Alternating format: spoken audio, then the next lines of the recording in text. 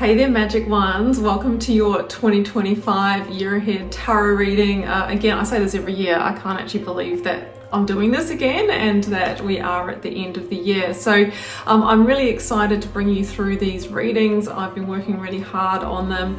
What we're going to do is look at your yearly energy and all of the energies for the month ahead. So that's going to be super exciting. I'm also letting you know that for those that want to get a personal tune in, I do have a limited amount of spaces for a personal year ahead tarot reading. It's my most in-depth offering, so in that I will be doing similar to what we do today for the first part of the reading, but then we do detailed spreads for all of your major life areas. So we look at work, career, business, money, investment, finance, love and relationships. You get to choose an area. So it's a 90-minute reading and it is supported by a PDF where I summarize all of the info for you. So if you would like to grab one of those, I will pop the link down below for you to jump on in. But for everyone as a collective, I just want to thank you so much for all of your likes, shares, comments, subscribes, for you being on this magical journey with me across the 5 years. I think that I've been here 5 or 6 years. I'm super duper grateful for you. And I just want to send you so much love and magic for the end of the year 2025 and beyond. So let's jump into your reading now.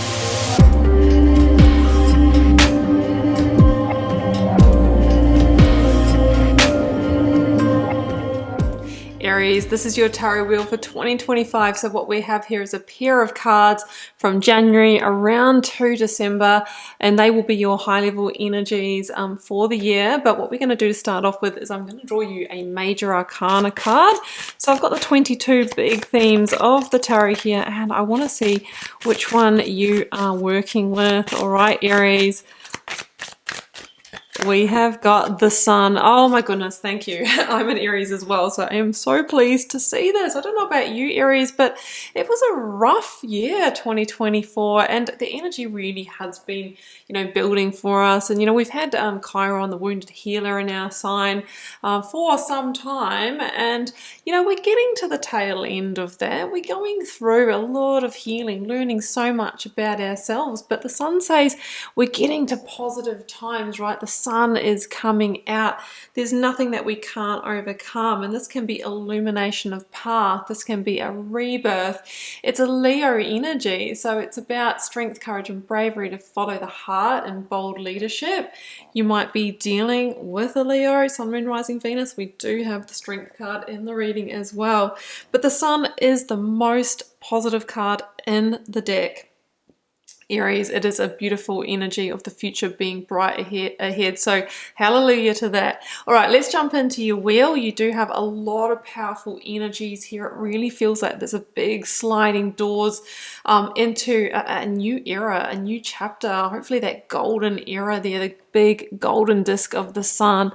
Okay, let's jump into January here, Aries, and it looks like it does start with a bang because we have the Tower and the Fool.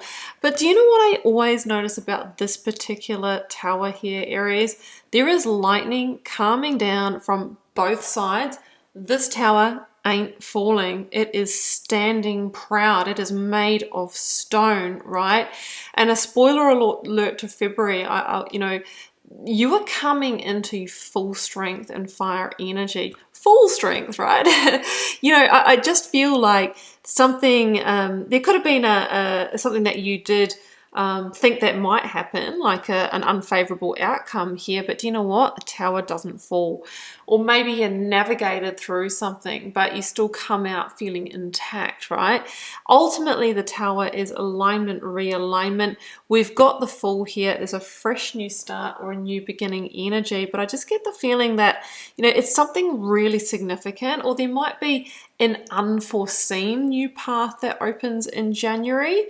Either way, I feel that there was maybe the looming kind of tower moment, or there was something, maybe you got directed to this path, Aries, through a potential tower moment, but then you realize, wow, this is actually such a blessing, right? So there's a fresh new start or a leap of faith for you right from the get-go in January.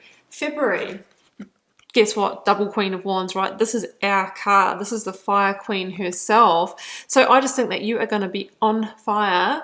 You are going to be so lit up. You're going to be lit in February, Aries, right? Now, this is a determination energy. It's visionary energy. It's passion, sensuality. It's chemistry. So it just feels like you can do anything, be anything, manifest anything in February, and you're really feeling in your full vitality energy there, Aries. So I absolutely love that. Great time to move forward with something that you are planning. You know, maybe that leap of faith really is initiated, or you're feeling on your game after taking that leap of faith. March, Two of Wands and the Death card, Scorpio energy. Now the Death card is around transformation, and it can be around endings or rebirth, right? We see the sun starting to peek over the horizon. Now the Two of Wands can be a decision point, usually around expansion in some way. So some examples, you might be wanting to expand your career, right? Like to go further, do more, right? And then you might need to move through an ending and transformation, rebirth in order to make that happen. The Two of Wands could be making a decision around travel or relocation for some of you, or putting yourself out there in some way. But ultimately with the Two of Wands, we're looking to the future. So whatever this decision or journey is, it's to better you in some way in terms of your longer term future. And generally there's a leap of faith required with this as well, right? So you've got so much bravery energy coming in. I think the first half of the year is going to be so transformative for you, Aries. So to watch the space, all right? We'll have to report back with each other. April, our birthday season, sees the universe and the Ace of Wands. So the universe is the world. It's the last major arcana after final judgment. And of course, we have the Ace of Wands, a new beginning of potential, passion, opportunity. So 2 months back to back where it's like, okay, there's big change, major change. So maybe you make that decision, or you're deciding in March, but in April it's like, boom, I'm going for it. I'm closing that door. I'm jumping into that new cycle. Again, the universe, it's bigger than, it's a chapter change, right? It's an era change that might feel vulnerable, but you're in your power. So you have got this, Aries. This could be saying yes to new love, yes to new career, yes to that relocation, and going, you know what? It's time. It's time. So you might have made the final judgment call in the month before and you're acting on it. Okay, May, King of Cups with the Four of Wands. Now, we have the King of Cups also in July. So again, this is Scorpio energy, a lot of Scorpio energy. I don't know about you, Aries, but I have my moon in Scorpio. So it might be worthwhile if you do have a birth chart to look at your placement of where Scorpio is for you. So you might be dealing with a Scorpio, Sun, Moon, Rising, Venus, or it's the Scorpionic themes, right? The death, the rebirth, the, you know, like the shedding of old skins. It's transformation, and it's coming in with the Four of Wands, which can be around relationships, abundance, house, home, happiness, right? So whatever you're traversing, you are moving closer towards stability, security, and abundance. And I feel like there is love themes here. Most definitely, like somebody might be getting married, you might be getting engaged or married, or meeting someone, going exclusive, somebody that's emotionally available and very grounded, very compassionate, and a rock for you. The 1111 is here, so again, manifestation, awakening to truths, you know, really beautiful energy. June, High Priestess and Strength, double major arcana, Aries. Okay, the Leo energy, again, nod back to the sun. Strength, courage, and bravery to unlock new potential. What kind of potential? Well, we have to follow our intuition. We might have to cross the threshold without guaranteed outcomes. You know, we might be taking another leap of faith, because the High Priestess, she sits at the gateway or the threshold of new possibility, new growth, new potential. But she goes, I'm not telling you all of what's going to go down, Aries, because that's the journey, that's the lesson, right? So trusting your intuition is going to be really important. You might be making an intuitive decision like that you need to tap into intuition and really have your strength, courage, and bravery, a decision of the heart. That's what I'm feeling about this. And High Priestess reminds you that there's light and shade in every situation, but we've got to make the best instinctive call for ourselves. King of Cups is back, right? And I think we're in August, aren't we? April, May, June. No, we're in July. So sometimes I get lost in these tarot wheels. Hanged Man, called Perspective. King of Cups again. So the Perspective card or Hanged Man can be where we're feeling hands tied, stalemate, stuck, or we're trying to seek clarity around maybe the King of Cups, that person, or that rebirth, or that transformation, right? Again, we're being asked to be in our emotional intelligence and be grounded for this decision. And sometimes with that, well, the interesting thing is that the Hanged Man comes before the Death card in the sequence of the major arcana. So usually the clarity that the Hanged Man is seeking is whether to let go, to liberate, to release, to rebirth, how to transform or to move through an ending to rebirth. But there's some kind of new perspective that you can gain this month.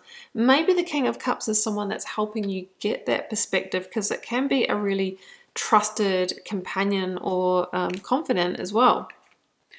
August, the Magician and the Two of Pentacles. The first major arcana, right? So we're, after all of that kind of scorpionic, like burn it down, like shed the skin, death and rebirth, we've got the initiation of new beginnings. But with the Two of Pentacles, weighing things up, still making a bit of decision time, or feeling maybe a little bit in limbo as well, riding the waves of emotion that are natural and normal, when we are moving through decisions. The decision might be about something you wanted to create or initiate. Ultimately, it's, unlocking new potential here. So there might be an important communication, or it might be time to make that decision, to start that thing, to take that action. You're being reminded here, Aries, that you have all of the tools in your toolkit. Hey, you are the Queen of Wands clarified with the Queen of Wands. You have got this. So September, the Star with the Five of Cups. Interesting, because the Star is the full rebirth, right? It is, it's so healing. It's alignment. It's things coming into, it's the ducks getting in a row here, Aries. But it comes in with the Five of Cups. So there could be a disappointment. There could be a loss. There could be something that you are grieving here. But you're being told it's all part of the destiny plan, and it's actually linking you to the Two of Cups, which can be a powerful new connection or opportunity, right? And the fives are about turning points, critical turning points. So I just get the feeling that if you are navigating anything like that, Aries, divine redirection is protection sometimes. The stars are actually aligning for you, but sometimes we have to go through, a bit of a change, a bit of a death and rebirth kind of scenario, even if it's just within. Sometimes it's, in our situations, to get to, our star rising, to get to our next destiny point. All right, October, Four of Cups and the Queen of Swords, and she is the Libra energy of October. So you might be dealing with a Libra, or this is really significant. Now, Four of Cups, you might be waiting for clarity, waiting to sign a contract, waiting to move forward, waiting for an answer or truth. The Queen of Swords is also transformative, right? She's looking to the future. She brings clarity. She, sometimes is a bit of a divine correction, like she settles the scales of karma, right? So the Four of Cups is like, it's the resurrection of that Five of Cups energy. It's like, okay, well, I'm kind of pondering this now. Sometimes it can talk about an apology or someone coming in with connection, an offer, bringing you the Ace of Cups again. So if there was something there the month before, it could rekindle, reconnect, or you sort of start seeing how this is leading you forward. November, the Lovers and the Nine of Pentacles. Well, I love this, because the Nine of Pentacles is feeling good. It is health, wealth, vitality, abundance, vibes. It's magnetic. And when we are magnetic, what do we attract? Lovers, opportunities. So yes, this can be attracting in a partner, and if so, they're very easy on the eye with this energy, right? This could be a Gemini or an earth sign, really gender specific, but a really attractive partner. The lovers can be soulmate energy, partnership energy, personal, professional, or friendship, but it also does talk about big decisions around matters of the heart or heartfelt decisions, ultimately to bring greater alignment and to bring more abundance, luxury, or self-sufficiency into your life, Aries. So yeah, I mean, I wouldn't rule out, you know, real success on an entrepreneurial path or partnering with somebody as well for business or to make money with that combination. And it's back. Nine of Pentacles with the Seven of Cups. So I'm actually reading the Seven of Cups in this combination as possibility opening up, dreaming, scheming, but not only are they just remaining at an arm's length, we're getting tangible outcomes. This can be full wealth vibes, right? Shining bright, self-sufficient, independent, reaping the rewards, getting the outcomes.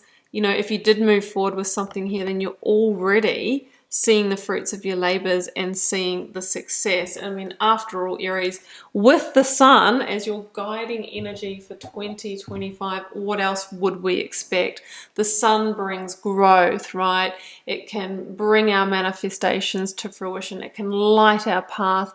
And most definitely, Aries, it is bringing in so much joy and so much positivity into your life. 2025 is your year. I believe in it, so you should too, Aries. All right, well, I'm going to leave it there. I hope you enjoyed this reading. I hope it's a brilliant year for you.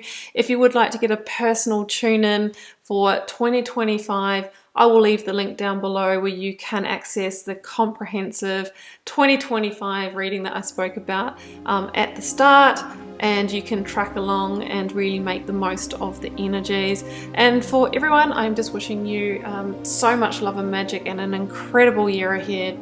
Bye for now.